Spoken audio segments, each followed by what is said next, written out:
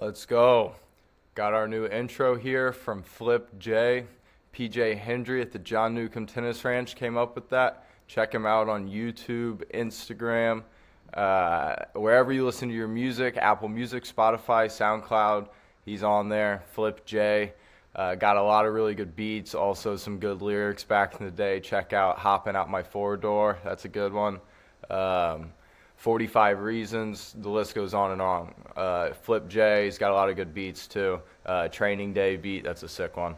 But yeah, so he sent that intro over. We got a new intro now, come on. And then he's going to send another one. Actually, we're going to have another intro, but this was just one for the time being. He's on his way back from Australia.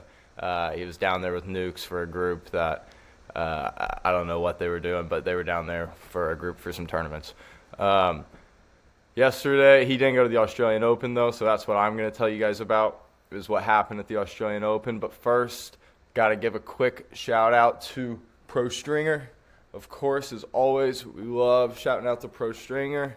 You know the tension's going to be off, but look how easy this is to maneuver, right? You can just pick it up, put it behind you, in front of you. As long as you have a tabletop, you can string it. Don't have the 3Chi hat in here, but shout out to T Cook, 3Chi, our sponsors. You know, this podcast wouldn't be possible without our sponsors. So, Australian Open, day 4? No, day 3. Last round of the main draw. No, day 4.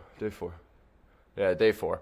Was pretty solid. I mean, some of the matches that we said to look out for happened, what we predicted. You know, that's a huge shocker, right? Opelka Fokina did go 5 sets. Fokina was up 2 sets to love. Opelka wins the third. In the fourth set, he's got a sitter volley on break point, I think, to go up 3-1. It was like a 2-1 add-in for him. Sitter volley on top of the net, and it's literally just so easy that you're thinking, like, you know, you'd have to yell, like, miss or something, right? Like playing basketball or tennis, like, miss, like trying to somehow get him to miss, and he missed it in the net. He couldn't believe it. No one could believe it. Just added a ton of drama to the match. He should have been up a break on Opelka. That match is going to be over. Instead, he dumps it in the net, trying to go a little too sharp with it, pulls it down. And Opelka holds serve there, and of course, classic tennis breaks the next game. Between those two games, so at 2-1 there, so I guess would have been 2-all now. There were some fans in the front row, American fans, I think, that were talking to Fokina, and he was clearly mad about the missed opportunity that he had. But he also something must have been said also, or I don't know. But he went up to him, finger in their face and stuff. The line judge had to come down. He then talked to the fans. Never got to the bottom of it. Never know.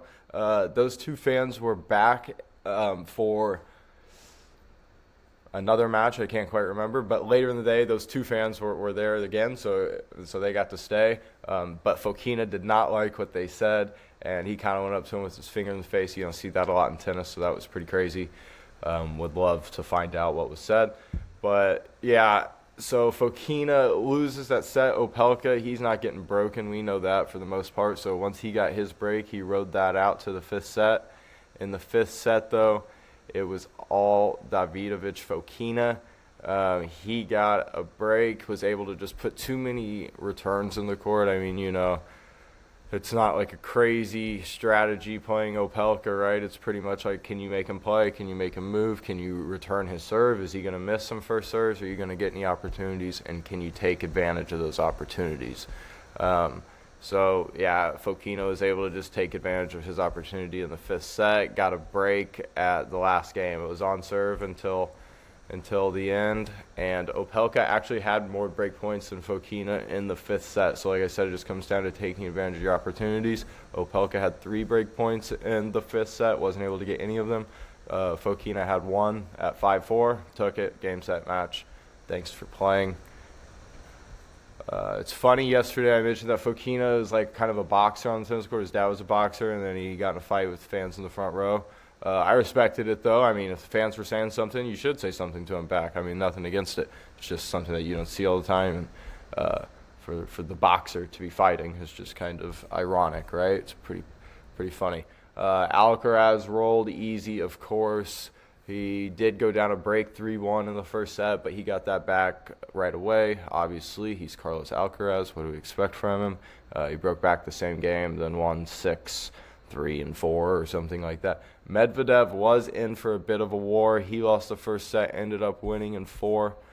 But on the women's side, some of the matches that we were talking about that we were looking forward to today, yesterday, we said that the women's matches were better than the men's yesterday, was Haley Baptiste versus Storm Hunter.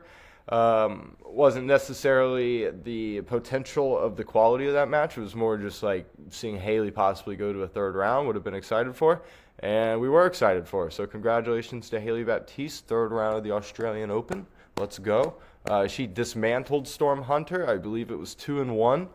Just was honestly just too good for her. Served really well, disguised the serve well. She was going wide, pulling Storm off, then making her run the other direction. She's got good hands, mixing in droppers. I've already broke down her game. She executed well, dismantled Storm. On fast conditions, Haley is a beast. And a force to be reckoned with in this tournament, I think. I don't know who she plays next, but I think she's got some round of 16 potential in her. Raducanu did go down to Potapova, was up a break early in the first set, was then up a break the entire first set until 5-4. Got broken at 5-4, and then lost in a breaker at 6-7, but it was 4-7, I think it was. Her forehand just kind of seemed, in my opinion, to let her down later in the set. Got a little more tentative on it. It landed shorter in the box. She did try to rip one at even most of the time when she was going for it, she was kind of pulling off of it, not necessarily pulling off of it, but kind of flipping her hips. She didn't really want to commit to go forward too much and pulling it across most of the time just to be a little safer with it. But then on one of the big points in the breaker, I think it was 3-5, she had a chance, and I think she should have done it again, would have had the opening cross, but she went line, stepped into it, kind of curved it out deep and wide a little bit.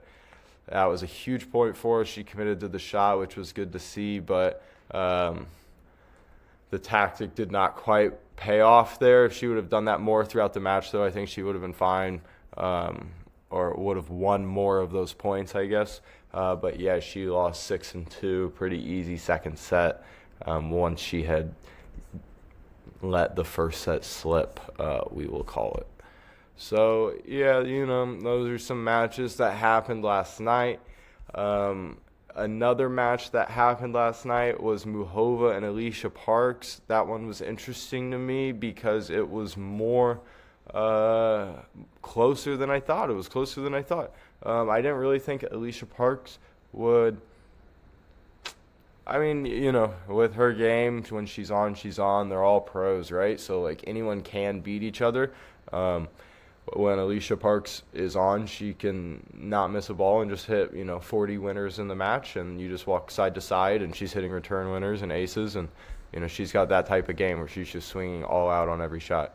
So if she won, I mean, we would have known what happened. But with Muhova being able to have a lot more variety, I didn't think Parks would get in that rhythm. But she did. I mean, took her to 3. It went 6-4 in the third. She was down a break in the first set, but then rolled off 4 straight games. So you can see where the streakiness comes into play. But you win 4 straight games, you're probably going to win that set. So 4 straight games of really good tennis is worth it. But then there's other moments in the match where she's losing,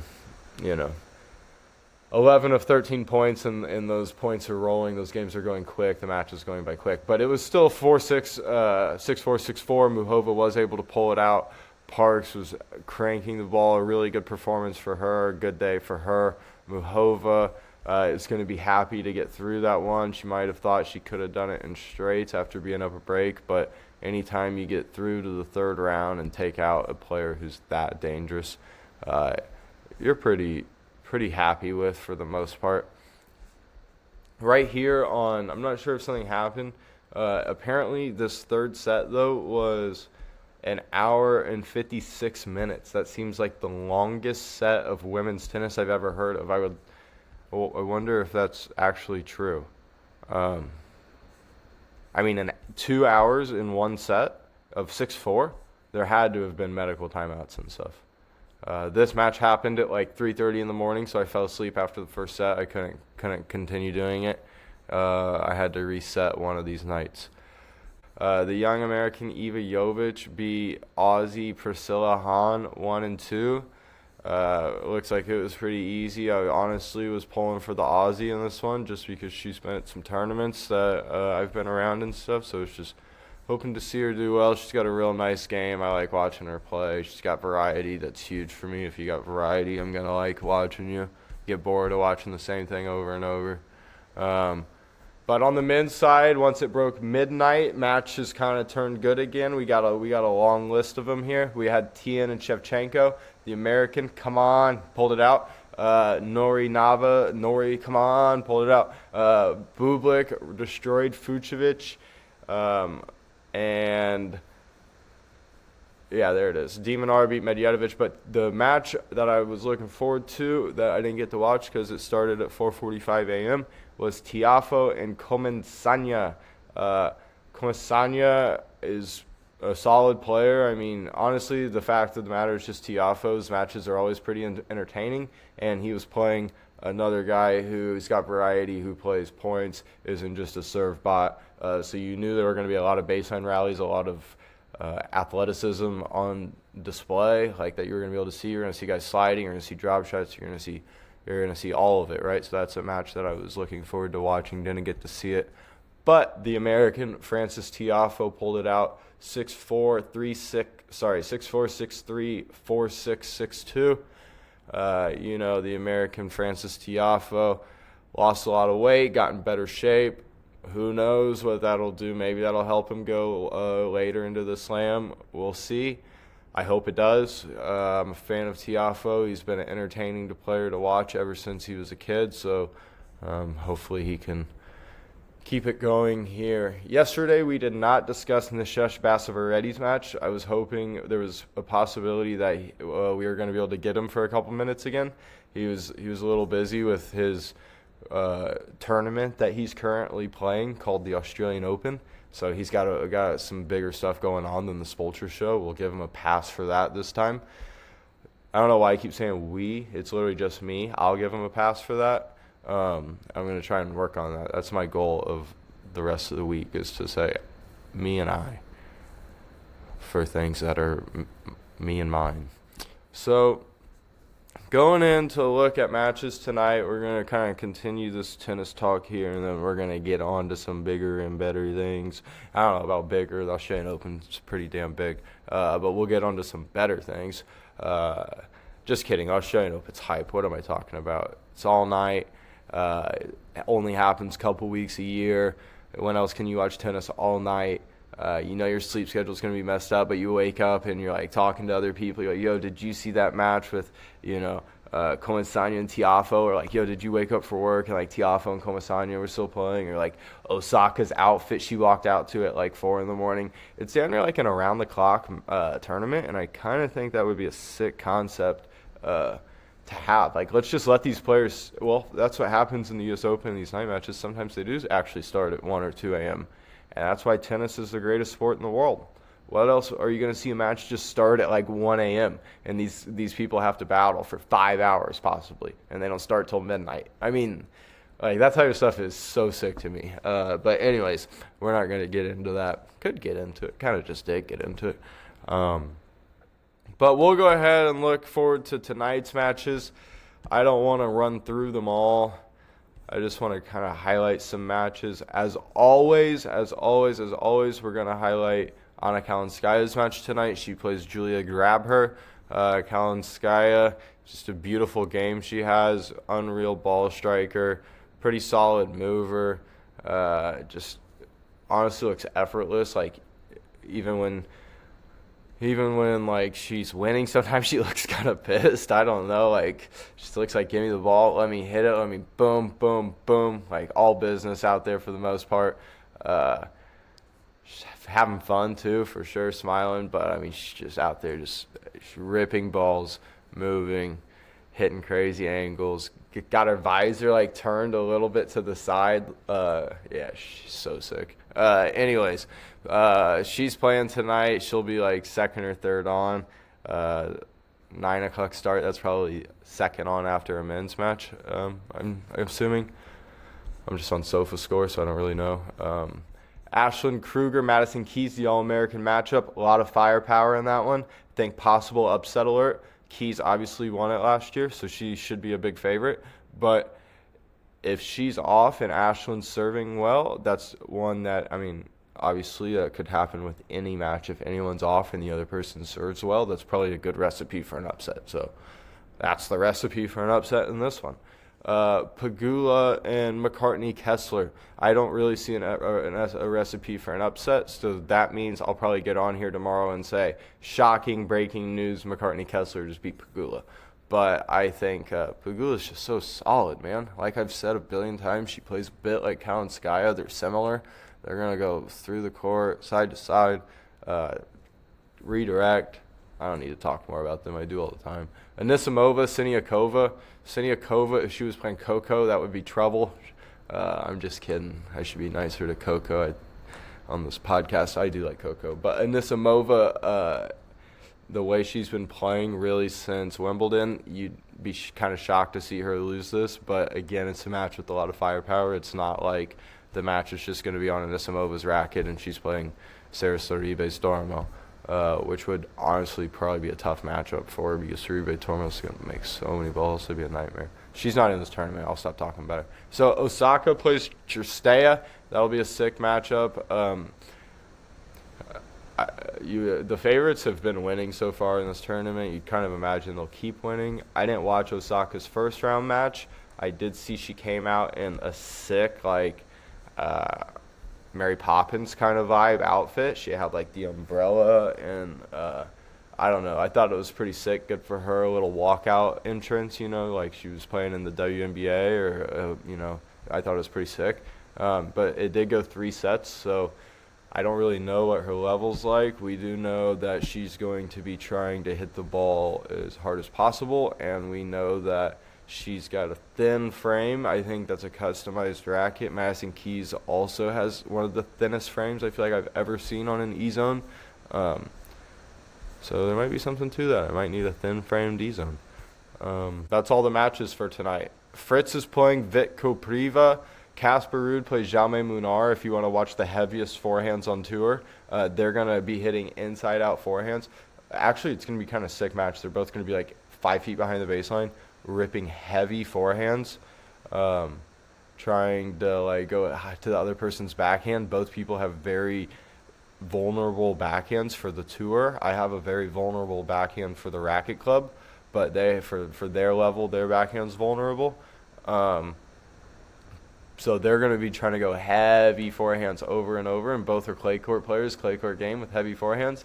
Get to the other backhand. It's going to be interesting. That could be actually a fun match to watch. Starts at 4:15 a.m. approximately. So if you want to watch that one, set your alarm for about 5 a.m.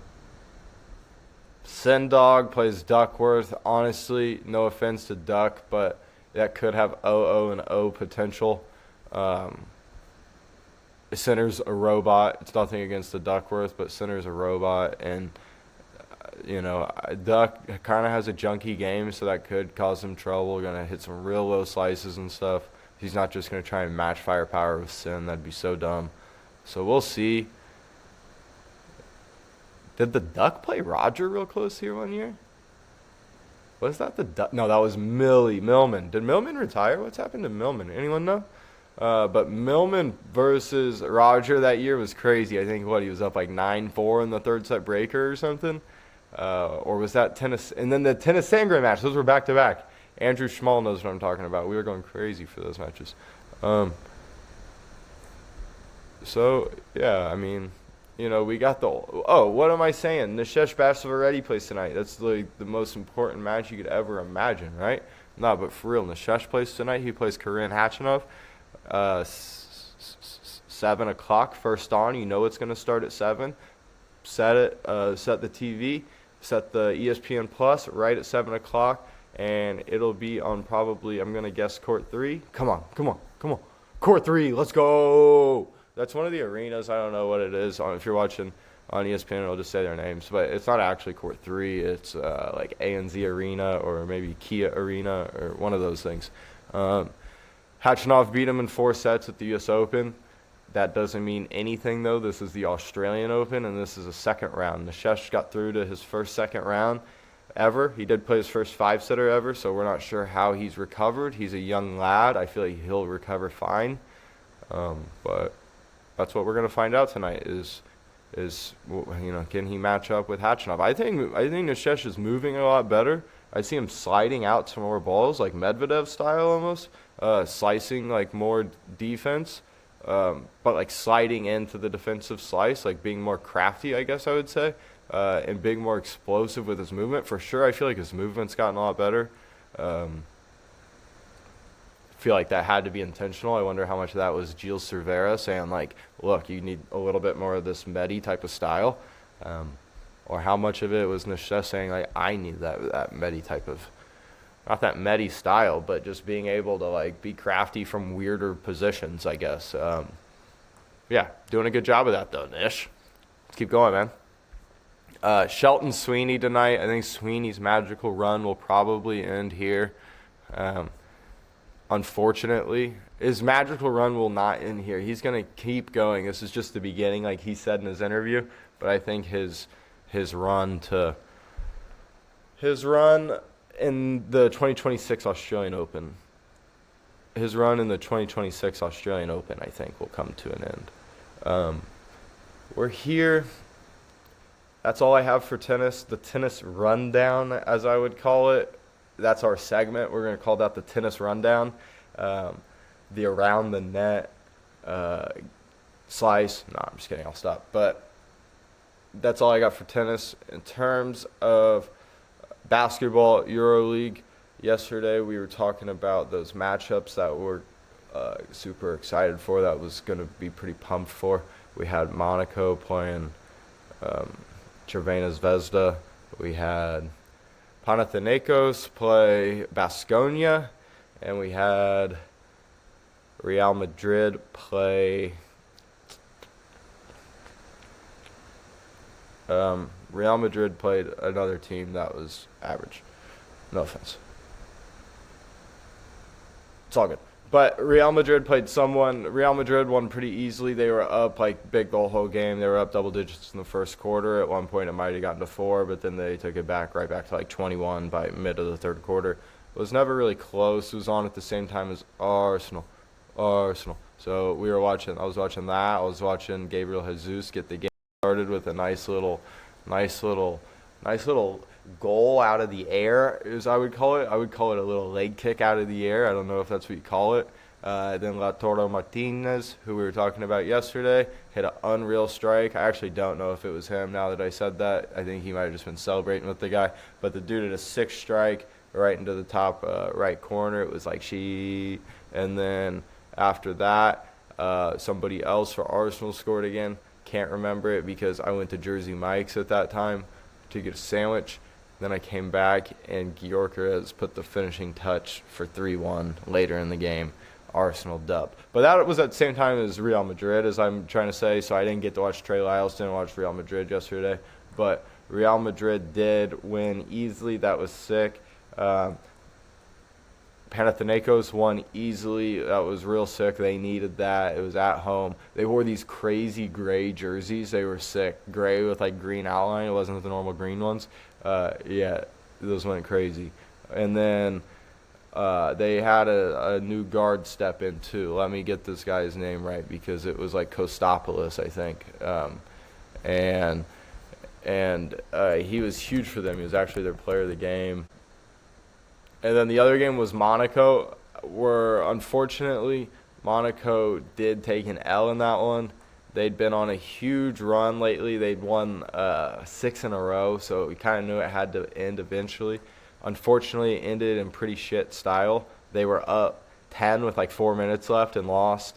The other team went on like a 21-5 run, Crvena Zvezda. who actually was killing was former Pacer Jordan Nwora. Jordan Nwora hit back-to-back threes to start overtime, and it was kind of over once you blow the 10-point lead with 4 minutes left in the fourth. Tough to come back from. And then Jordan Nwora goes back-to-back threes to start OT. He hit 2 threes in a row for their team. But, yeah, and then Mike James had a chance for the game winner at the end of regulation, went for the step-back three, missed it. Not his best game from three, but they'd won 6 in a row. I don't think they're too worried about it, although consistency is what they've been needing to kind of continue to build on. So just seeing that little drop-off wasn't unreal for them, but come on, they're fine. They know they should have won that game easily, and they're the better team, and those types of things will happen from time to time. Just learn from them. Don't let it happen in the Final Four. Let's go, Monaco. Mike James. All right, that's it for basketball yesterday. Kansas won. Darren Peterson might be cold. I don't know who Pacers fans want between Darren Peterson or AJ Debonsa. Both seem pretty sick. Kind of want AJ, I'm not going to lie, but I'd be real cool with either of them. I don't really care. They both seem like they're going to be unreal. P wants Darren Peterson, so I don't really care. They'll both be good, I think. Go Pacers. Think they play tonight. What else can we say here? The Survivor League update. Survivor League, we got a lot of people still in it. Literally nobody lost yesterday. The day before that, Fonseca did lose, so we had like 4 or 3 people lose. He was not around a 16 dog, it turned out to be, so a couple people went out. But, yeah, yesterday every single person won. A lot of people had Tommy. He won. Yeah, so the Survivor League is still going strong. And guests, we're working on having guests. It's not going to be me just talking to myself.